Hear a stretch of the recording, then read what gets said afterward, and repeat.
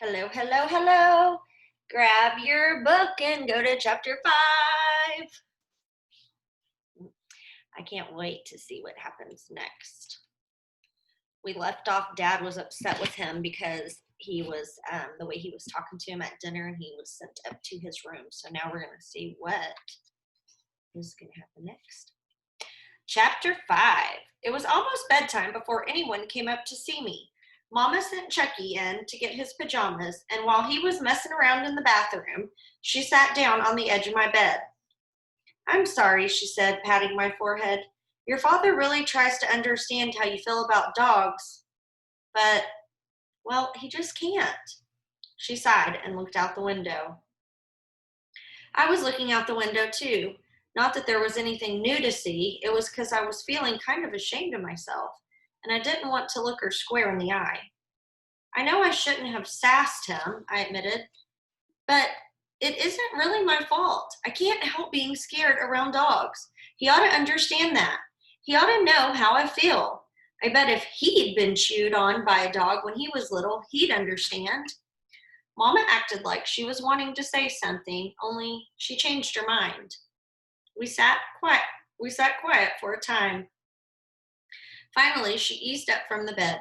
I better go check on Chucky. He's probably got water running over the top of the bathtub by now. At the door, she paused and looked back at me. I don't think your father's mad at you. He's a little hurt, that's all. I think it hurt his feelings to know his son would talk to him like you did. I bit my bottom lip.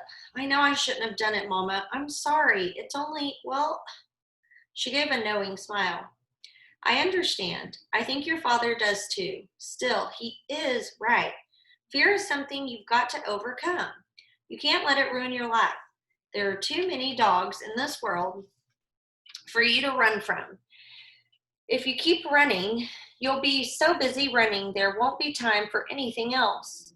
I looked up at her. I wanted to say something, argue with her, or say I was sorry again. Only I just laid there and watched her leave. Leaving me alone in my room was about the worst kind of punishment. Being alone, I had plenty of time to think. When you're right, thinking isn't too bad. But when you know your dad and mama are right and you're wrong, well, thinking that over is awful painful. Sleep didn't come quick that night. I did a lot of tossing and turning and could never quite get comfortable. Morning came awful early, too. I felt like I'd barely gotten to sleep when this terrible squealing and yelping and hissing yanked me awake. I blinked a couple times and sat up. The noise was coming from right under my window. Still half asleep, I stumbled over to see what was going on. Down below in our backyard, our 6 cats were all fuzzed up and squalling at the floppy-eared pup again. Fur and hair were flying every place, and there was so much noise. A dead person could have slept. Miss Stevens, you just got tongue-tied. Fur and hair were flying every place, and there was so much noise a dead person couldn't have slept through it. Out of the corner of my eye, I saw Mama run out. She commenced swatting the cats with her broom and yelling at them. I reckon she was figuring on rescuing that pup. They all scattered when she flopped them. And when that pup saw the broom, he lit out too. Mama called after him, tried to coax him back to the bowl she'd brought out just for him. Only that pup was having no more of it. He went whining with his tail tucked between his legs. Once he looked back to see if anyone was chasing him. When he did, he stumbled over a dirt clod and went tumbling head over heels. From the look on his face when he got up, you'd have thought someone chunked that clod at him. He yelped again and disappeared behind the barn. The cats didn't waste any time getting back to their feed. Mama kind of raised the broom like she wanted to take another swat at them. She didn't, though. I heard the screen door slam. In a few seconds, Dad came far enough into the yard that I could see him from my upstairs window. I thought I saw that pup up at the barn the other day, he said, but when I went in there to run him out, I couldn't find him. Mama nodded. He started trying to get the cat food about 4 days ago, she said. I don't reckon he'll stay much longer. Those thieving cats haven't let him eat a bite since he got here. Dad put his hands on his hips. Even from way down there, I could hear him sigh.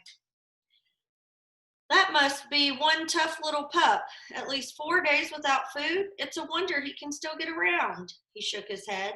Shame people abandon a cute little pup like that. Downright shame.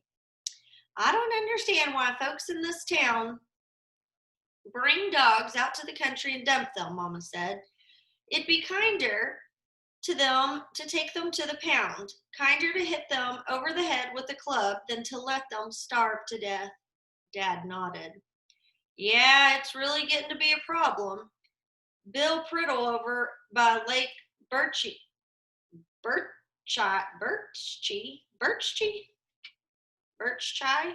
I don't know how to say that word.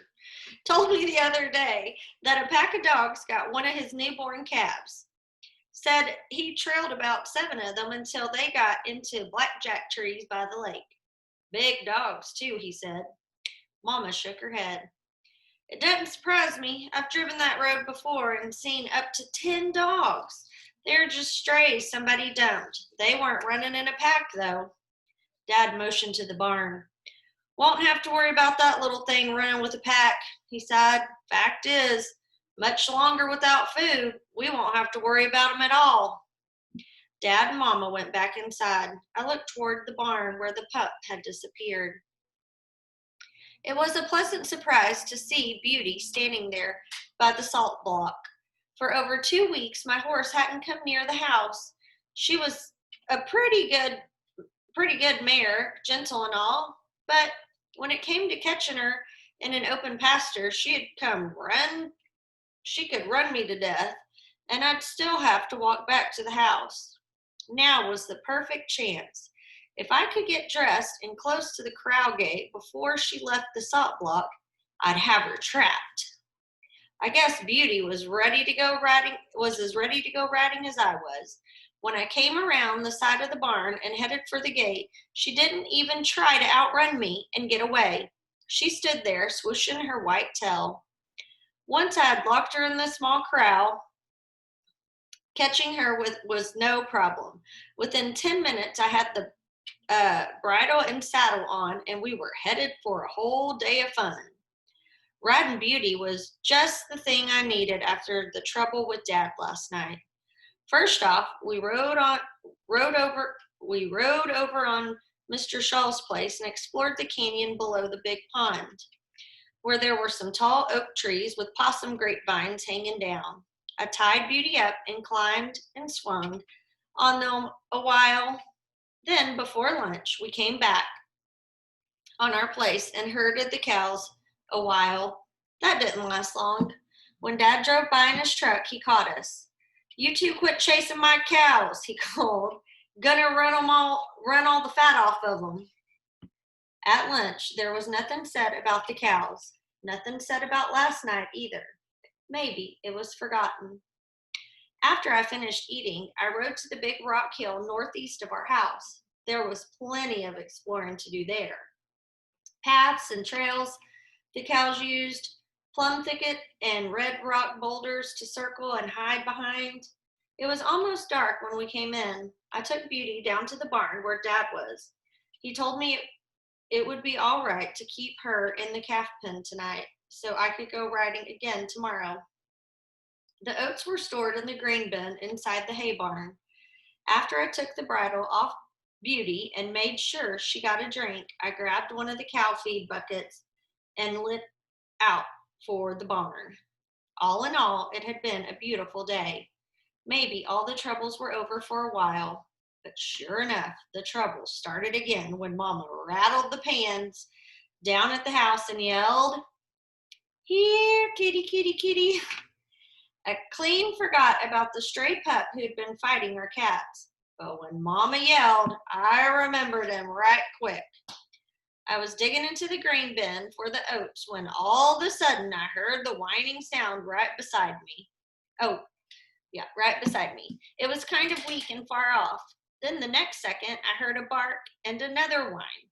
The sound of the dog sent chills running through me. Without thinking, I dropped the bucket, slammed the lid of the grain bin, and crawled up on top of it. The whining sound came again, and I figured the pup was down beside the bin someplace. Only from up on top of the box, like I was, I couldn't see him. Any minute I figured to see him running for the house. Only the barking and jumping around he did this morning never came. He whimpered some more like a little baby crying than a dog yelping. It was a soft sound, far off, yet coming from some grain sack right beside me. Then the whimpering stopped. Things got so quiet. I could hear my stomach growling. There was a pitchfork hanging above the grain bin. I took it down. Reckon I was planning to take care of that pup once and for all, if he came tearing out of those sacks barking and yapping at me. Only he never did. After a long time, my curiosity got the best of me. I couldn't figure why he was being so quiet. So real careful, I leaned over the edge of the grain bin. With one hand, with the handle of the pitchfork, I lifted some of the sacks. What I saw was enough to make me sick. The pup was there, all right, nestled down in a place he had hollowed out under the sacks. Only he didn't look much like the pup that chased me up the haystack just 2 days ago. He was really skinny. His little head was laid over in the hay, and it seemed all he could do was raise it and look up at me. Those bright, mischievous eyes of his didn't dance and sparkle when he looked up. They looked sad, empty, almost hollow, like he had given up hope. It was easy to tell from the first look what was wrong with him. The little pup was might near starved to death. He was so thin I could count my ribs, and after he looked up,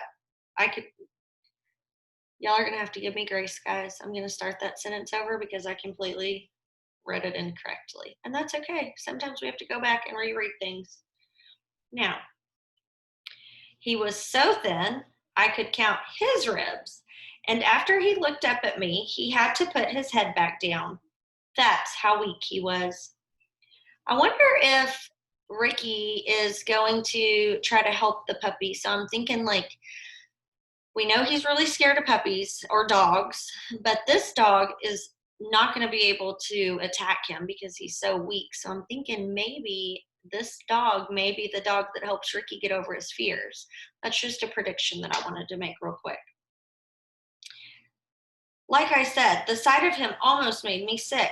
I didn't like dogs, but he didn't look much like a dog anymore. He looked like something almost dead, an animal hurting, suffering, and I couldn't help feeling sorry for him, even if he was a dog. I hated to see an animal suffer, but maybe it was for the best. He darn sure couldn't stay around here, and if we ran him off, he'd only starve to death someplace else. Maybe it was better for him to just die now. I grabbed the bucket of oats and headed out of the barn. He whimpered at me as I walked off, as he was begging me to come back to help him. I didn't look back. I knew what I was doing was for the best. So Ricky doesn't look like Ricky's going to help him right now. So we're going to stop there with the bum, bum, bum. It's kind of a sad bump, bump, bump, but that's okay because we're going to come back tomorrow and see what happens. And hopefully our story will get a little happier. Bye, guys. See you tomorrow.